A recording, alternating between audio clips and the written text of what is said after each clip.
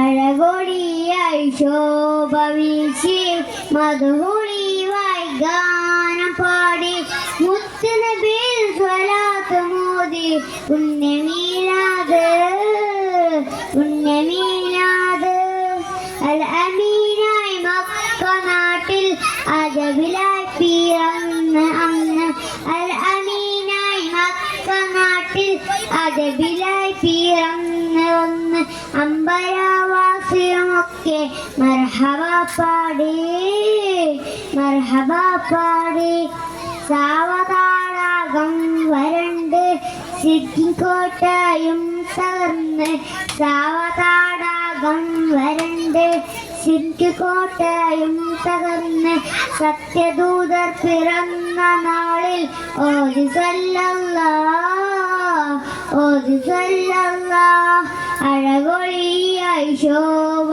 വീശി മധുഹുളിവായി ഗാനം പാടി മുത്തുനബിയിൽ സ്വലാത്ത് മോദി പുണ്യമീലാദ് പുണ്യമീലാദ്. അസ്സലാമു അലൈക്കും. അധ്യക്ഷരെ, ഉസ്താദുമാരെ, എന്റെ പ്രിയപ്പെട്ട സുഹൃത്തുക്കളെ, അസ്സലാമു അലൈക്കും.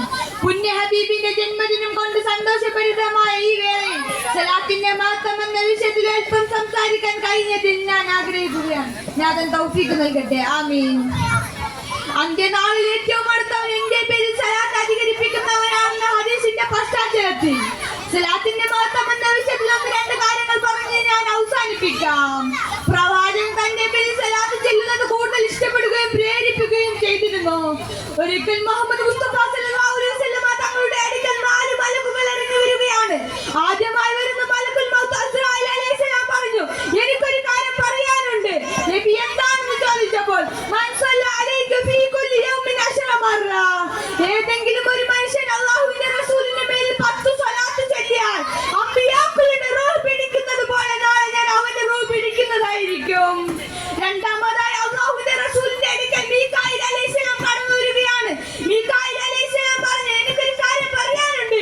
നബി എന്താണെന്ന് ചോദിച്ചപ്പോൾ മൻ സല്ല അലൈക ഫീ കുല്ലി യൗമിൻ 10 മറ, ഏതെങ്കിലും ഒരു മനുഷ്യൻ അല്ലാഹുവിന്റെ റസൂലിന്റെ മേൽ മുടങ്ങാതെ 10 സ്വലാത്ത് ചൊല്ലിയാൽ ഉയരത്തിൽ സൂര്യൻ കത്തി ജ്വലിച്ചു നിൽക്കുമ്പോൾ ഞാൻ ഓടിപ്പോയി മുത്തുനബിയുടെ ഹൗദിൽ കൗസറിന്റെ വെള്ളം അവനെ കുടിപ്പിക്കും നബിയെ. മൂന്നാമതായി അല്ലാഹുവിന്റെ റസൂലിന്റെ അടുക്കൽ ഇസ്രാഫീൽ അലൈഹിസ്സലാം കടന്നു വരികയാണ്. ഇസ്രാഫീൽ അലൈഹിസ്സലാം പറഞ്ഞു, എനിക്കൊരു കാര്യം പറയാനുണ്ട്. നബി എന്താണെന്ന് ചോദിച്ചപ്പോൾ മൻ സല്ല അലൈക ഫീ കുല്ലി യൗമിൻ 10 മറ, ആരെങ്കിലും ഒരാൾ അല്ലാഹുവിന്റെ റസൂലിന്റെ മേൽ 10 സ്വലാത്ത് ചൊല്ലിയാൽ മഹ്ശറിൽ ഒരാൾ സഹായിക്കാനില്ലാത്ത സമയത്ത് ഞാൻ അല്ലാഹുവിന്റെ അടുക്കൽ പോയി കരയുകയാണ്.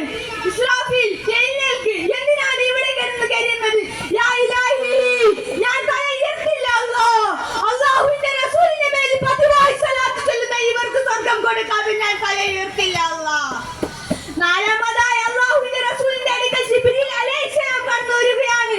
ജിബ്രീൽ അലൈഹിസ്സലാം പറഞ്ഞു, എനിക്കൊരു കാര്യം പറയാനുണ്ട്. നബി എന്താണെന്ന് ചോദിച്ചപ്പോൾ അല്ലാഹുവിന്റെ റസൂലിന്റെ മേൽ എല്ലാ ദിവസവും 10 സ്വലാത്ത് ചൊല്ലിയാൽ മഹ്ശറിൽ ഞാൻ സിറാത്ത് പാലത്തിൽ നിന്ന് കൈപിടിച്ചു കൊണ്ടുപോയി അവനെ സ്വർഗ്ഗത്തിൽ എത്തിക്കും നബിയേ. സലാത്തിന്റെ മഹത്വങ്ങൾ പറഞ്ഞാൽ അവസാനിപ്പിക്കില്ല. ഈ മഹത്തായ വേദിയിൽ എല്ലാവരും സലാത്ത് ചൊല്ലാൻ അധികരിപ്പിക്കുക. ഇത്രയും പറഞ്ഞുകൊണ്ട് എന്റെ കൊച്ചു പ്രസംഗം നിർത്തുന്നു. അസ്സലാമു അലൈക്കും.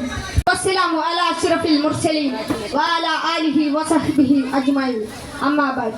ബഹുമാനപ്പെട്ട ഉസ്താദുമാരെ, എന്റെ പ്രിയപ്പെട്ട അധ്യക്ഷരെ, കൂട്ടുകാരെ, അസ്സലാമു അലൈക്കും. അധർമ്മത്തിന്റെ അന്ധകാരത്തിൽ നിന്ന് മാനവരാശിയെ ധർമ്മത്തിന്റെ വെള്ളിയെളിച്ചത്തിലേക്ക് ആനയിച്ച പ്രവാചകന്റെ ജന്മദിനത്തിലാണ് നാം എല്ലാവരും ഇന്ന് ഒത്തുചേർന്നിരിക്കുന്നത്.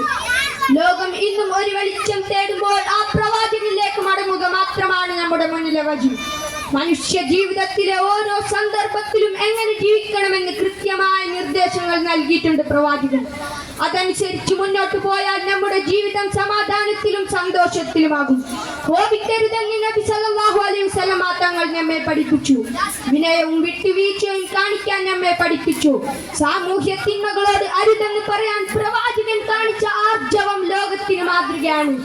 മദ്യം വേണ്ട, പലിശ നിഷിദ്ധമാണ്. ചൂഷണത്തിന്റെ ഓരോ വഴിയും നാശത്തിലേക്കാണ്. പരസ്പരം സ്നേഹവും സൗഹാർദ്ദവും കാത്തു സൂക്ഷിക്കണം. ആൽവാസികളോടുള്ള ബന്ധത്തിന് വലിയ വില നൽകി പ്രവാചകൻ.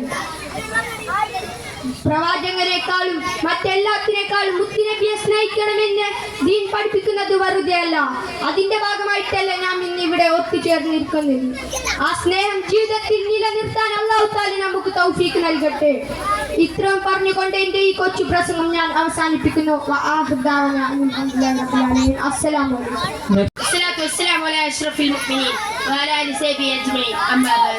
ബഹുമാനവും ആദരവും നിറഞ്ഞ ഉസ്താദ്മാരെ, എന്റെ പ്രിയപ്പെട്ട കൂട്ടുകാരെ, അസ്സലാമു അലൈക്കും. അന്ത്യപ്രവാചകൻ മുഹമ്മദ് മുസ്തഫ സ്വല്ലല്ലാഹു അലൈഹി വസല്ലമയുടെ ജന്മദിനം ആഘോഷിക്കുന്ന ഈ വേളയിൽ നിങ്ങളോട് രണ്ട് വാക്ക് സംസാരിക്കാൻ ഞാൻ കഴിഞ്ഞതിൽ ആദ്യം തന്നെ അല്ലാഹുവിനെ സ്തുതിക്കുന്നു. അൽഹംദുലില്ലാഹ്. നബി സ്വല്ലല്ലാഹു അലൈഹി വസല്ലമ തങ്ങൾ ധാരാളം മൂല്യങ്ങൾ നമുക്ക് പഠിപ്പിച്ചു തന്നിട്ടുണ്ട്. എന്റെ ഈ കൊച്ചു പ്രസംഗത്തിൽ അതെല്ലാം വിശദീകരിക്കാൻ കഴിയില്ലല്ലോ. അതുകൊണ്ട് ഏറ്റവും പ്രധാനപ്പെട്ട ഒരു സംഭവം നിങ്ങളുമായി ഞാൻ പങ്കുവെക്കാം. നബി സ്വല്ലല്ലാഹു അലൈഹി വസല്ലമ തങ്ങൾ ഒരിക്കൽ പറയുകയുണ്ട്, ഏത് പ്രതിസന്ധി ഘട്ടം വന്നാലും സത്യം മാത്രമേ പറയാൻ പാടുള്ളൂ. ഇത് വെറുതെ പറയുക മാത്രമല്ല, അവിടുന്ന് ചെയ്തതുമാണ്. ഇത് അവിടുന്ന് ജീവിതത്തിലൂടെ കാണിച്ചു തരികയും ചെയ്തു. അതുകൊണ്ട് തന്നെയാണ് നബിയെ ശത്രുക്കൾ പോലും അൽ അമീൻ എന്ന് വിളിച്ചത്. ഒരിക്കൽ ഒരു അറാബി മുത്ത് നബി സല്ലല്ലാഹു അലൈഹി വസല്ലമയുടെ അടുക്കൽ വന്നുകൊണ്ട് പറഞ്ഞു, നബിയെ, എനിക്ക് എല്ലാ തെറ്റിൽ നിന്നും ഒരേ സമയം മാറി നിൽക്കാൻ കഴിയില്ല പ്രവാചകരെ. ഏതെങ്കിലും ഒരു തെറ്റിൽ നിന്ന് മാത്രമേ മാറി നിൽക്കാൻ കഴിയൂ നബിയെ. ഈ സമയം മുത്ത് നബി സല്ലല്ലാഹു അലൈഹി വസല്ലമ ആ അറാബിയോട് പറഞ്ഞു, നീ ജീവിതത്തിൽ ഒരിക്കലും കള്ളം പറയരുത്. ഈ കള്ളത്തിൽ നിന്നും നീ ഒഴിവാകണം. ഇങ്ങനെ പറഞ്ഞ അറാബിക്ക് സന്തോഷമായി. ബാക്കി എല്ലാ തെറ്റുകളും ചെയ്യാലോ. നാളെ മോഷ്ടിക്കണമെന്ന ഉദ്ദേശത്തോടെ ഒരു വീട്ടിലേക്ക് പോവുകയായിരുന്നു. അപ്പോഴാണ് നബിയുമായി ചെയ്ത കരാർ ഓർമ്മ വരുന്നത്. നാളെ മുത്ത് നബി സല്ലല്ലാഹു അലൈഹി വസല്ലമ തങ്ങൾ മോഷ്ടിച്ചോ എന്ന് ചോദിച്ചാൽ ഇല്ല എന്ന് പറയാൻ പറ്റില്ലല്ലോ. അതുകൊണ്ട് മോഷണ ശ്രമത്തിൽ നിന്നും പിന്മാറി. ഇങ്ങനെ ഓരോ തെറ്റുകൾ ചെയ്യുമ്പോഴും നബിയുമായി ചെയ്ത കരാർ ഓർമ്മ വരുന്നത്. അങ്ങനെ മോഷണ ശ്രമത്തിൽ നിന്നും പിന്മാറും. ഇങ്ങനെ നാം എല്ലാവരും പ്രവാചകരെ പിൻപറ്റി ജീവിക്കണമെന്ന് പറഞ്ഞുകൊണ്ട് എന്റെ ഈ കൊച്ചു പ്രസംഗം ഞാൻ ഇവിടെ അവസാനിക്കുന്നു. അസ്സലാമു അലൈക്കും.